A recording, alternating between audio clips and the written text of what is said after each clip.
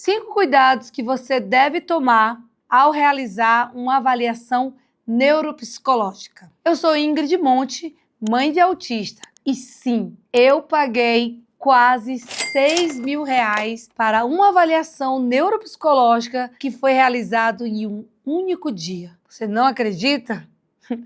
Eu também não.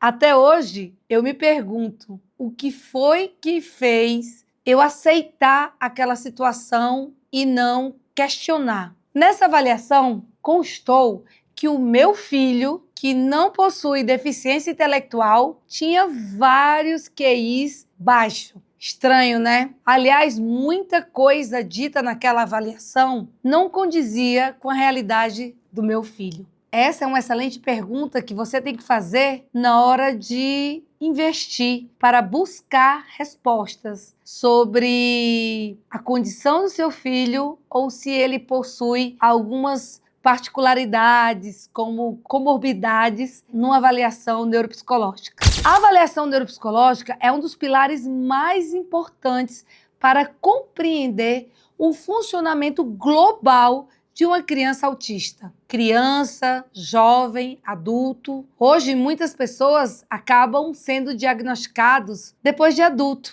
através de uma avaliação neuropsicológica. Porque através dessa avaliação, você não só consegue ter o teu diagnóstico mais preciso, como também você consegue descobrir quais outras comorbidades associadas existe com o autismo. Por exemplo, TDAH, transtorno opositor desafiador, TGA, que é transtorno generalizado de ansiedade, epilepsia, dificuldade de aprendizagem, dispraxia, dislexia e por aí vai. A avaliação neuropsicológica, ela é capaz de fazer um raio-x daquela pessoa que está sendo avaliada. E eu quero te fazer um resumo simples e direto. Ingrid, o que é uma avaliação neuropsicológica? A avaliação neuropsicológica é uma investigação clínica feita por um especialista neuropsicólogo, onde ele vai conseguir avaliar o funcionamento cognitivo, comportamental ou socioemocional da pessoa que está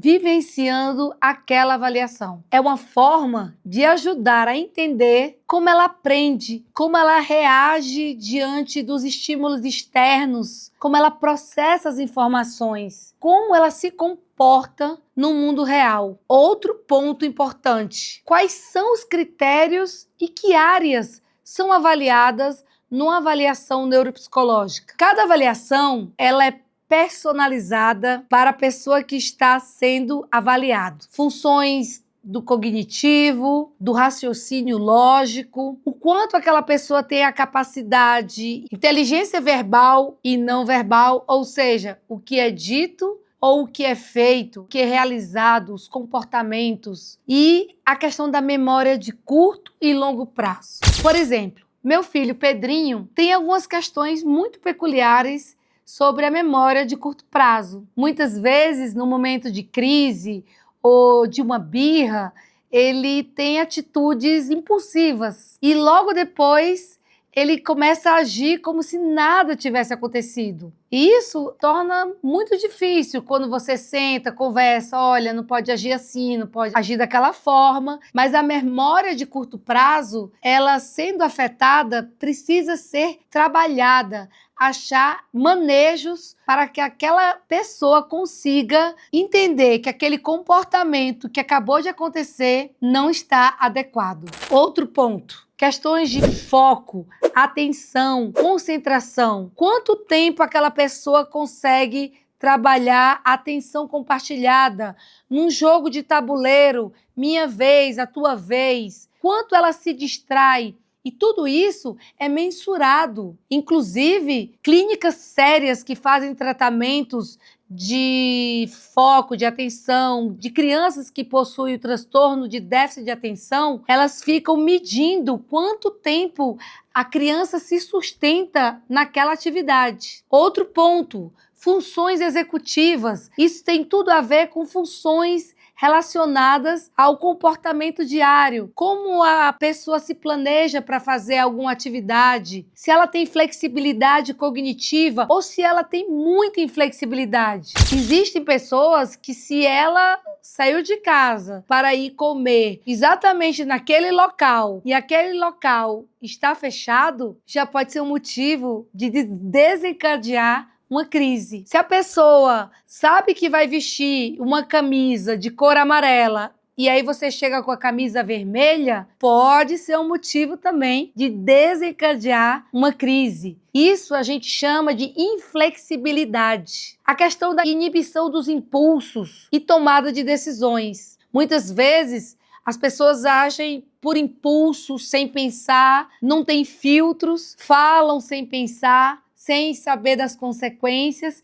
e isso são detalhes que têm que ser muito bem avaliado numa avaliação neuropsicológica, para que todo o tratamento seja conduzido da melhor forma possível. Linguagem, como essa pessoa se comunica, como ela compreende o mundo, de que forma ela vê as outras pessoas, como ela se expressa, qual é a funcionalidade da linguagem. Muitas vezes a pessoa pode ser verbal, mas ela não tem função. Um exemplo clássico disso são as ecolalias, de você estar repetindo a mesma palavra, a mesma frase, ou até imitando vozes de personagens que você viu na TV. São linguagem verbal, mas sem nenhuma função. E daí a importância da gente detectar esse ponto para poder direcionar a linguagem para a função correta. Comunicação social. Como é a comunicação do indivíduo com o meio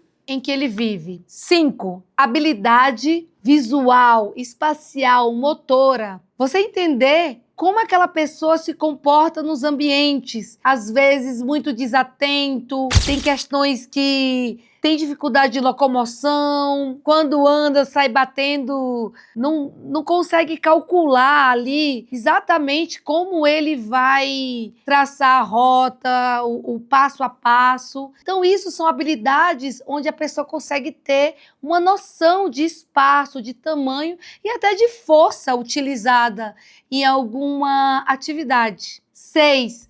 Aspectos emocionais e comportamentais. Como que está o humor dessa pessoa? E a ansiedade, e o estresse, e as explosões, e os momentos de bipolaridade. Porque a bipolaridade também é uma comorbidade que é associada ao autismo. Aliás, muitas vezes você chega a confundir, né, a pessoa bipolar com a pessoa autista. Como é o perfil emocional dessa pessoa? E o que ela faz para se autorregular? Cada autista tem uma forma de autorregulação. Alguns gostam de ficar recolhidos, colocar um abafador, ficar em silêncio, desligar as luzes. Outros gostam de canalizar essa energia para um hiperfoco. Outros preferem ficar no quarto ou fazer alguma atividade de autorregulação. Às vezes a autorregulação pode ser até um movimento repetitivo, de estereotipia. E tudo isso é muito importante ser avaliado numa avaliação neuropsicológica, para que possa ser traçado um plano adequado para aquele indivíduo. 7. Aprendizagem escolar. Como que vai a aprendizagem escolar? Esse indivíduo tem facilidade de leitura, escrita, questões matemáticas. Como que ele aprende? Ele aprende de forma utilizando mais a escrita, fórmulas, precisa de um ábaco, precisa de mais contato visual, ou é uma aprendizagem que demanda mais a questão auditiva? Cada pessoa, independente do diagnóstico, tem um estilo de aprendizagem diferente. E é nesse momento que você identifica outras comorbidades que são ligadas diretamente ao aprendizado, como dislexia, a dificuldade de entender as letras, de aprender a ler, troca de letras, descalculia, que são questões mais ligadas à matemática, entre outras, como dispraxia, a dificuldade da fala e por aí vai. Tudo que envolve questões de aprendizagem escolar tem que estar obrigatoriamente descrita numa avaliação neuropsicológica. Ah, tá bom, Ingrid, mas quantas sessões são necessárias para você fazer todo esse raio-x? Olha, uma coisa eu posso te falar, jamais um dia. Para se fazer uma boa avaliação, existem vários passos, porque é uma complexidade de informações que você tem que ter, tanto observações clínicas, como entrevista com os cuidadores daquela criança, seja a mãe, seja os pais, o familiar que cuida daquela criança. E aí começa com uma entrevista que vai aí, em média, de 1 hora a 1 hora e meia. Aplicações de testes, né? Onde essas aplicações você utiliza testes que são chancelados, ou seja, oficiais. E cada teste desse, eles vão levar em média de 3 a 6 sessões, de 1 hora a 1 hora e meia. Ah, tá, mas por que algumas pessoas levam menos tempo e outras levam mais tempo? Porque depende muito do indivíduo que está sendo avaliado. Às vezes, você conseguir prender a atenção por 1 hora, por 1 hora e meia, é muito desafiador para quem está aplicando a avaliação. Outro ponto, correção e interpretação. Tudo que acontece fora das sessões. Você não pode avaliar a pessoa só pelo que você vê dentro da clínica.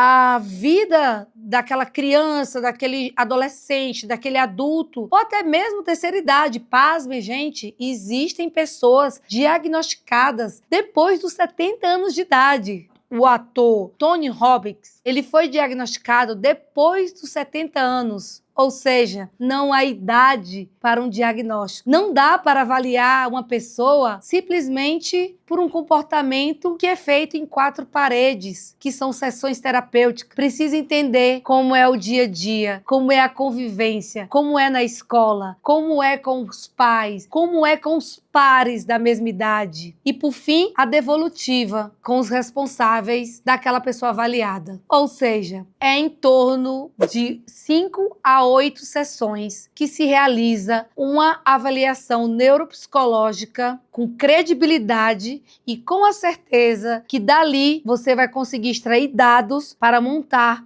um plano terapêutico mais assertivo. Crianças autistas podem se cansar com muita facilidade. Então, as sessões podem ser mais curtas, mais distribuídas, por isso pode levar mais tempo. Existem vários instrumentos, certificações internacionais que devem ser aplicadas naquela criança. E muitas vezes, nós pais, por mais que a gente estude, procure informações, a gente não conhece esses testes. Obviamente, cada teste aplicado, ele é cobrado um royalty para quem detém a propriedade intelectual. E, obviamente, esses testes, eles têm um custo. Mas muitas vezes, nós pais, mães, a gente nem sabe que testes foram aplicados. Tem que ter uma bateria de exames para entender as funções, desenhos, testes, ver questões emocionais. Tudo isso envolve uma boa avaliação neuropsicológica. E você, Ingrid? Você que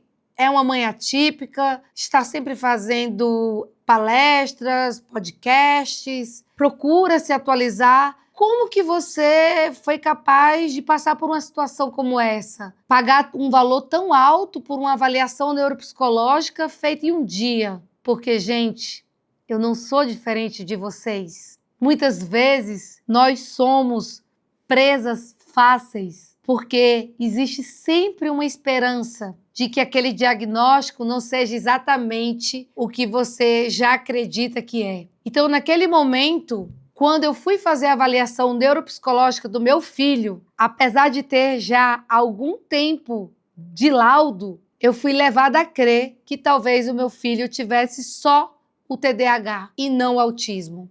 E na fragilidade, e na ânsia, e na vontade de obter uma resposta que a gente sempre quer ouvir, a gente cai nas ciladas. E a avaliação neuropsicológica, ela precisa identificar quais são os pontos fortes, as fragilidades. Ela tem que ser capaz de fazer a equipe multidisciplinar montar um plano terapêutico, ajudar no processo de inclusão escolar.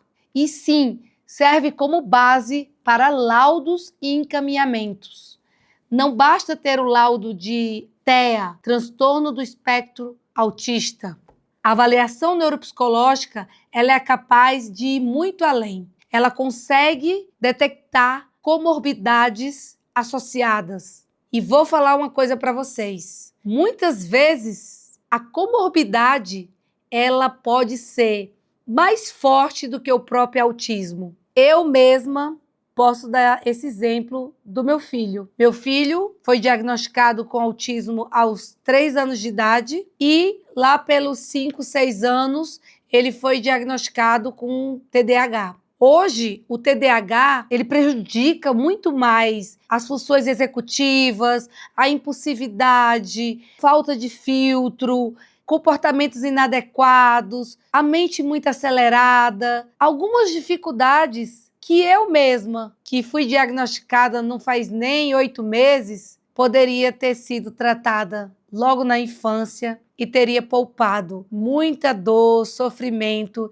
e a sensação de não pertencimento. Então, por isso que eu digo, se você, mãe, está pensando, ou se você fez uma avaliação que não condiz com a realidade do seu filho, questione. Porque por muitas vezes eu questionei, mas não reivindiquei. Por muitas vezes eu questionei, inclusive, a médica, que eu acho que deveria ter solicitado uma nova avaliação, mas acabou passando e até hoje isso aqui está engasgado aqui. Antes de você escolher um profissional para fazer uma avaliação neuropsicológica, seja no seu filho, seja em você ou em qualquer pessoa do seu convívio, escolha bem o profissional e pegue referências. Porque muitas vezes o diagnóstico dos pais, ele é descoberto depois do diagnóstico dos filhos. Se você deseja por mais conteúdos dessa natureza de uma forma clara,